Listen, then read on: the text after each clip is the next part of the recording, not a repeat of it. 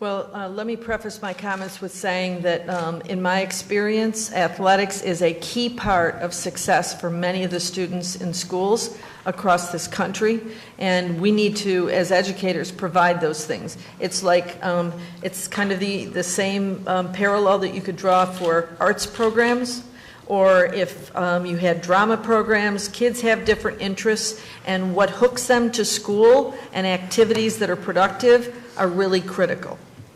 I had the opportunity in the last week to meet with the athletic organization here in the state.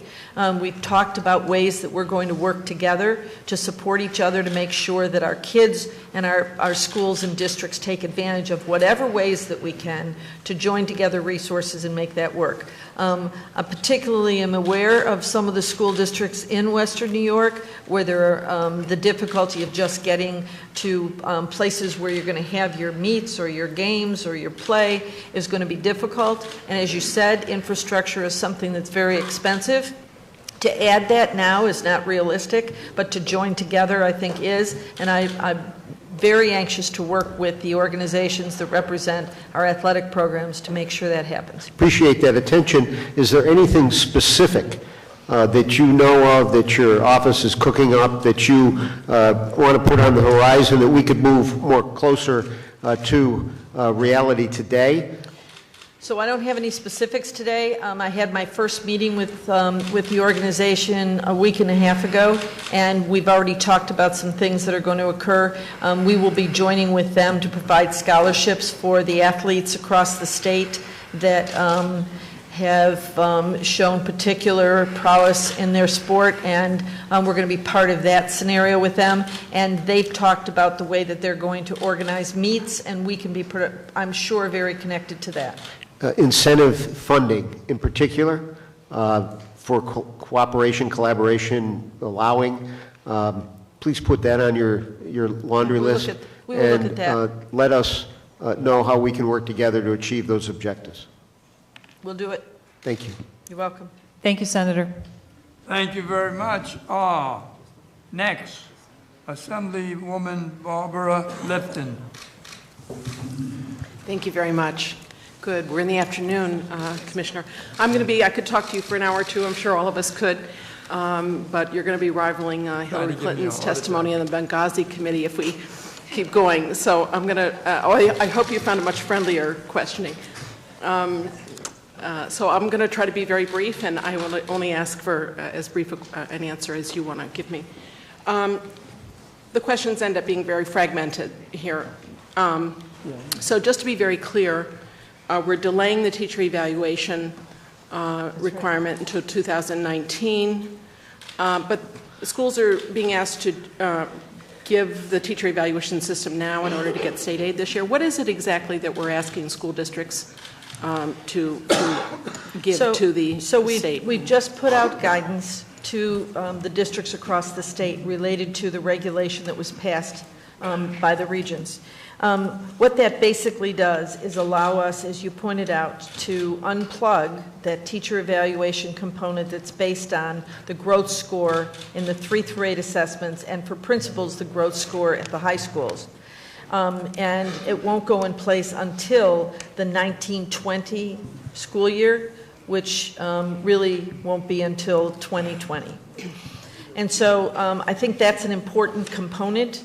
And what that basically does is allow school districts then to use other opportunities to use assessments to do the evaluations. We are downplaying and indicating that it's not necessary across the board to develop new assessments. We don't want that to be the proliferation of the results of this, but we are telling districts, and many of them are being very creative and working together with their teachers on what's an appropriate way to include student work into their assessments. Thank you very much. And maybe this has been somewhat covered too, but again, to be clear, the governor's, was it a commissioner task force? I've gotten confused about the labels that were put on things. It was a governor's task force. Task force wrapped up their work and gave you a bunch of tests to do, if I'm not mistaken. 21, is that correct, Commissioner? Yes. And including this I guess, comprehensive review of the Common Core and all the pieces of that as one of the main tasks you have in front of you. But am I understanding correctly that there's no money in the governor's proposal to help you with any of these 21 tasks that you've been given to do? That's correct. So it's a review of the Common Core standards. That's one of the strong recommendations from the committee. Senator Marcelino and Assemblywoman Nolan were on the committee as chairs of education. And if I can interrupt you, can you just take, in 2 sentences, tell me what that means for the SED, what that means for you in terms of working on that? Is it just a few people sitting in an office just looking things over, or what does that mean for you? What does that entail for you as a task? Just as briefly as you can. Sure. The particular task of reviewing the standards is a very comprehensive thing.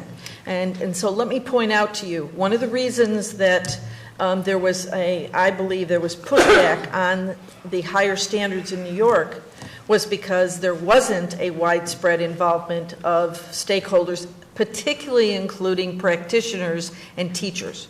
And so we don't want to make that mistake again. We want to do this correctly. We want to have it be very involved with those stakeholder groups, including parents, teachers, administrators.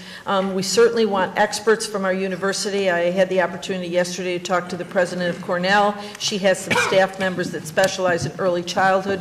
We need to have a group of people who are involved in this work, review those standards and make recommendations to us so that we can put in place the standards for New York State that will get our students where they need to be. It should not be an easy process. It should be very involved, and it should require much involvement from outside groups and be transparent. We all like that word. We use it a lot. A lot of people use it with us, but it really has meaning. And if people know what you're doing, then there will be less pushback when that recommendation finally gets to the regents for adoption. So it is a complicated process, and that's only one of the processes that was recommended by the commission.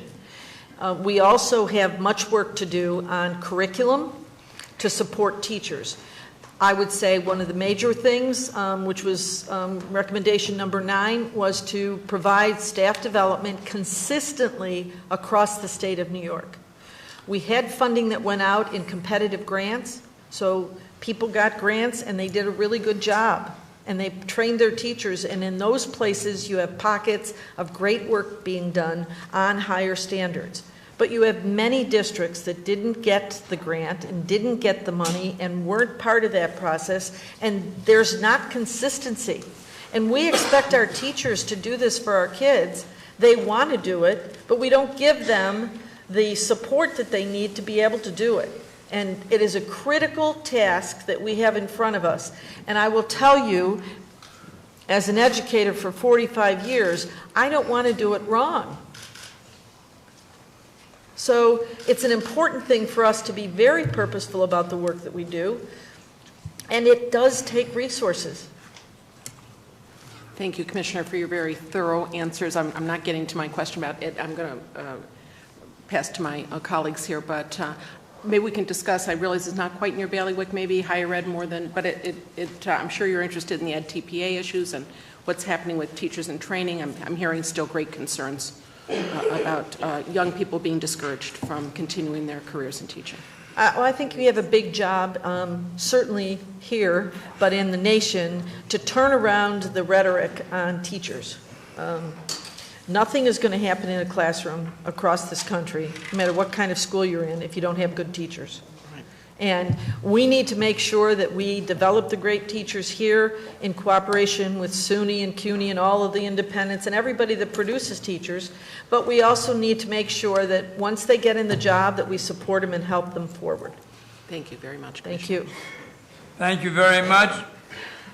Assemblyman Tatone to close.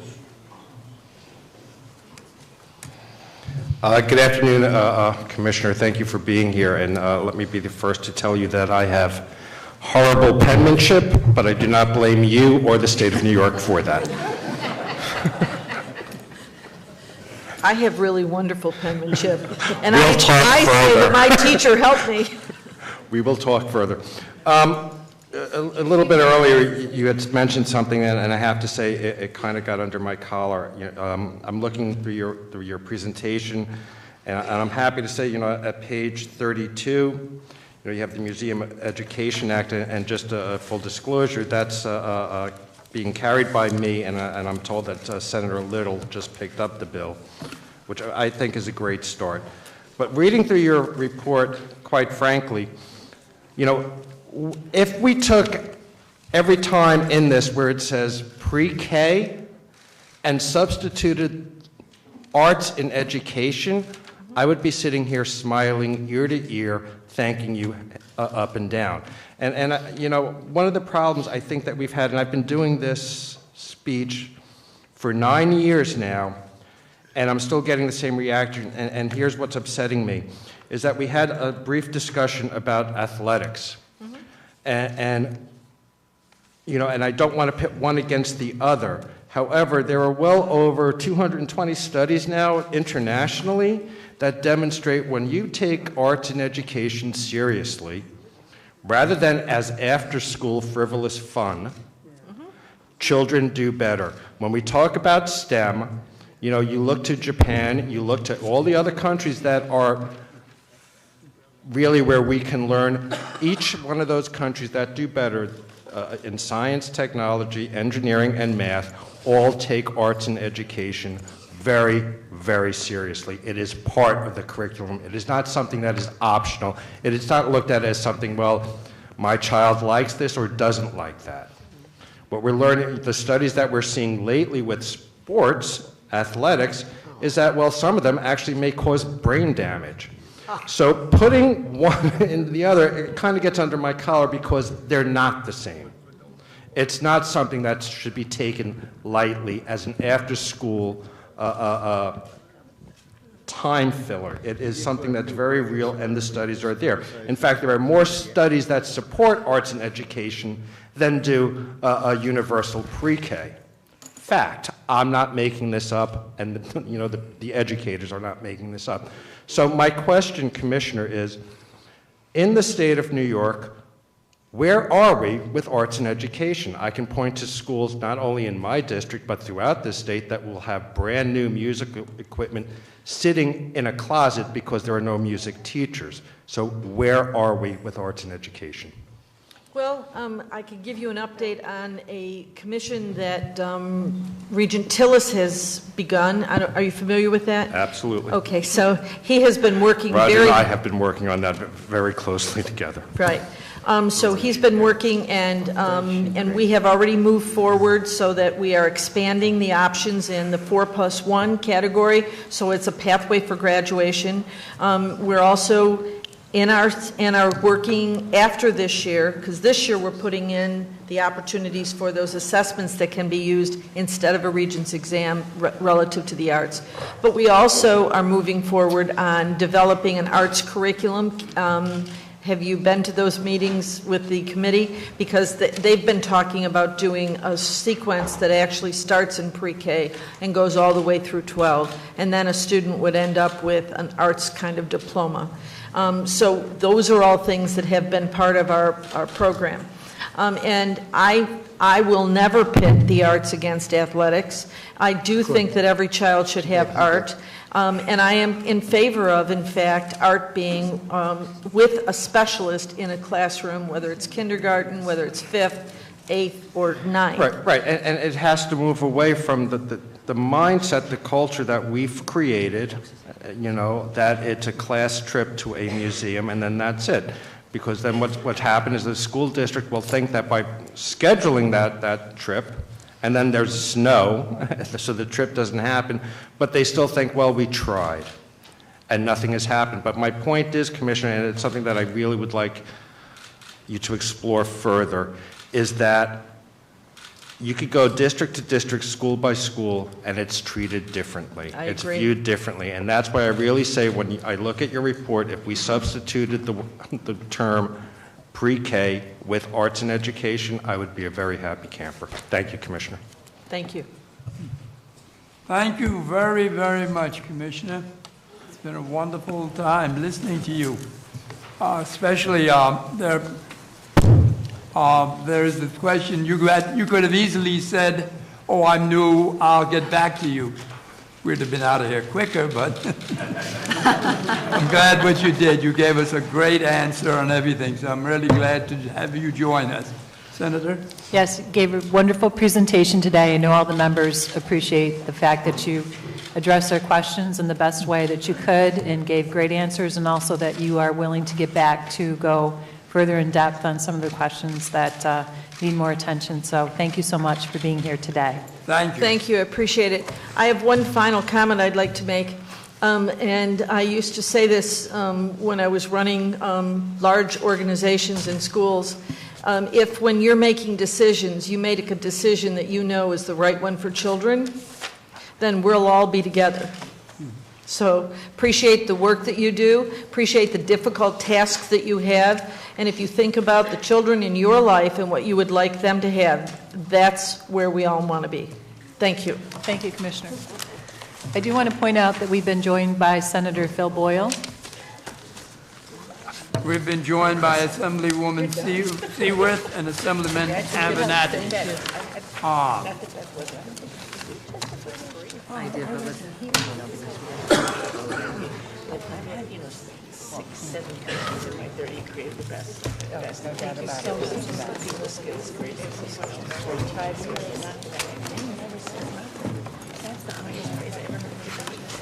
I'll defer to other colleagues in the city if they want to. Well, I figured when I asked the city, probably have more questions. For those who are in their offices upstairs, we are now going to have Carmen Farina, Chancellor for the New York City Department of Education. 1 hour from this moment, I will be closing off the list to make questions. 1 hour from now, which is the time is now 10 minutes after 1. At 10 minutes after 2, we will close down. For a guy that didn't want to pit athletics against education, he said everybody plays football gets their head now. I know what your point was, but you made it, but it's not, you can do both. You should do both. I agree.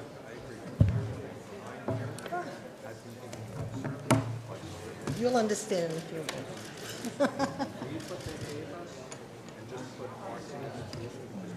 I will explain this.